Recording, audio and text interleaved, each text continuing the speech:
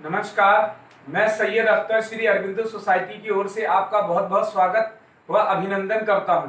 हम आज शिक्षा में शून्य निवेश नवाचार कार्यक्रम ZIIEI द्वारा संकलित एक रोचक व अभिनव नवाचार के बारे में आपको बताएंगे। हम इनोवेटिव पाठशाला के अंतर्गत बेसिक शिक्षा परिषद उत्तर प्रदेश के कक्षा 2 की हिंदी भाषा की पुस्तक कलरव के पाठ 6 ममता का घर के एक नवाचार स्व अध्ययन की गतिविधि शब्द सागर का इस वीडियो में क्रियान्वयन करेंगे।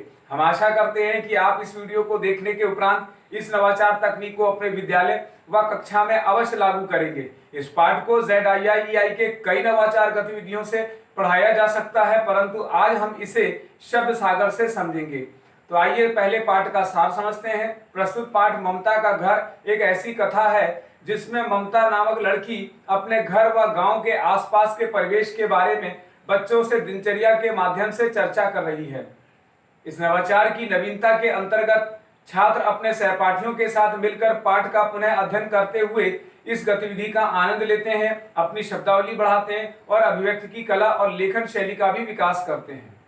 इस नवाचार के क्रियान्वयन प्रक्रिया के अंतर्गत पढ़ाए जा रहे पाठ के पुनः अध्ययन के लिए शब्दावली पर आधारित नाम वाले शब्द व काम वाले शब्दों के द्वारा पाठ को दोहराया जाता है। इस नवाचार की क्रियान्वयन अवधि को यदि देखा जाए तो इसे क्रियान्वित करने के लिए 20 मिनट का समय निर्धारित किया गया है। साथ ही पूर्व प्रबंधन के लिए शिक्षक एक रंगीन चार्ट पेपर, स्केच पेन व एक छोटे बॉक्स की व्यवस्था करते हैं।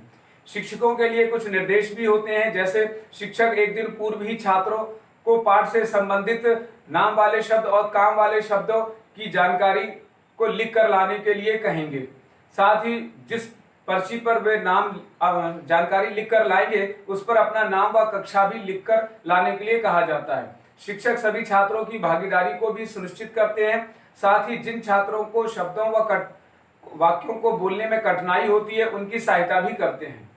इस प्रकार पुनः अध्ययन व क्रियान्वयन प्रक्रिया के अंतर्गत पाठ में आए नए शब्दों व वाक्यों से जुड़ी हुई पर्ची बनाकर नाम वाले शब्द व काम वाले शब्दों का पाठ के द्वारा पुनः अध्ययन कराया जाता है। आइए अब समझते हैं कि इसे किस प्रकार से लागू किया जाता है। शिक्षक इस बात का ध्यान रखेंगे कि पाठ पहले से पढ़ाया जा चुका हो और उसकी व्याख्या भी की गई हो।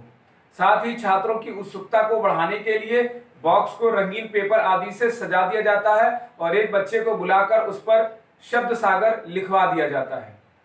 अब इस गतिविधि को शिक्षक आगे बढ़ाते हैं। शिक्षक छात्रों को बताते हैं कि आज हम इस बॉक्स के द्वारा एक खेल खेलेंगे जिसका नाम शब्द सागर है। क्या आप इसके लिए तैयार हैं? बच्चे हाँ में उत्तर देते हैं। इसके बाद अब शिक्षक छात्रों को खेल के नियम बताते हैं और शिक्षक छात्रों द्वारा पहले से बनाकर लाई गई पर्ची को बॉक्स में डलवाते हैं। फिर एक एक छात्र को बुलाते हैं और बुलाने के बाद उससे बुलंद आवाज में पढ़वाते हैं। आइए इसे एक उदाहरण से समझते हैं। जैसे किसी छात्र ने पर्ची निकाली और उस पर मान लीजिए ममता घर जाती है लिखा है, तो वह छात्र बताएगा कि जाना एक काम वाला शब्द है। ठीक इसी प्रकार दूसरा छात्र आएगा, वह पर्ची निकालेगा, उसकी पर्ची पर घर शब्द लिखा है, तो वह बताएगा कि घर शब्द नाम वाला शब्द है।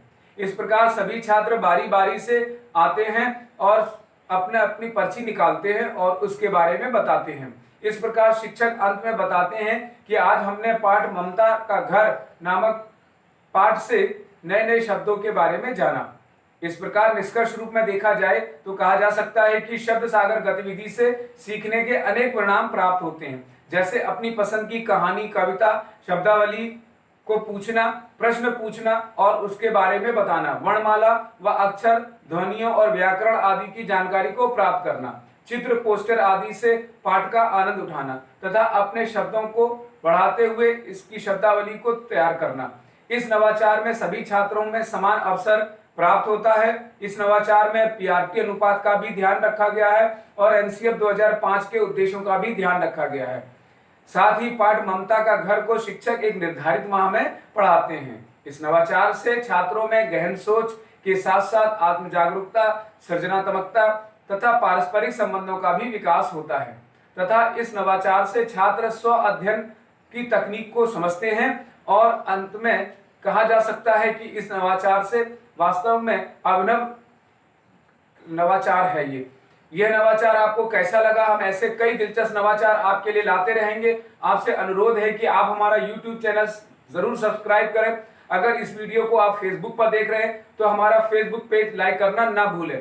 इस नीचे दिए गए लिंक पर जाकर इनोवेटिव पाठशाला ऐप को भी डाउनलोड कर सकते हैं। इस वीडियो को देखने और लाइक करने के लिए आपका बहुत बहुत धन्यवाद।